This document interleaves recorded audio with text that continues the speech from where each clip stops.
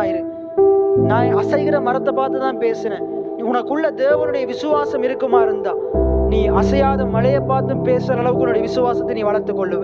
எத்தனை பேர் ஆமேன்னு சொல்றீங்க? இன்னைக்கு ஆண்டவர் பெரிய பெரிய காரியங்களை செய்ய வல்லமை உள்ளவராக இருக்கிறார்.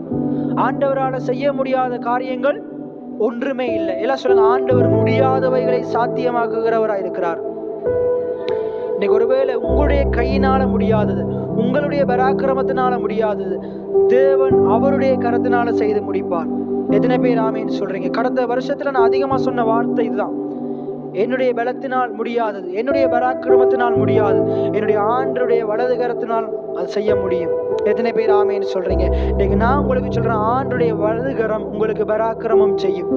உங்களுடைய வாழ்க்கையில நீங்க ஒருவேளை ஐயோ இதெல்லாம் முடியவே முடியாது பினகாஸ், நீங்க சொல்ற மாதிரி இது என்னுடைய வாழ்க்கையில நடக்க போறதே இல்லைன்னு சொல்லலாம். நான் சொல்றேன், முடியாதவைகளை சாத்தியமாக்குற ஆண்டவர் இந்த காரியங்களை உங்களுடைய வாழ்க்கையில சாத்தியமாக்குவார். எத்தனை பேர் ஆமேன்னு சொல்றீங்க? நீங்க உங்களுடைய பலத்தை பார்க்காதீங்க, உங்களுடைய பிரயாசத்தை பார்க்காதீங்க, உங்களுக்கு என்ன இருக்கு இல்ல அதை பார்க்காதீங்க. நீங்க ஆராதிக்கிற ஆண்டவர் எப்படிப்பட்டவர்ன்றதை பாருங்க.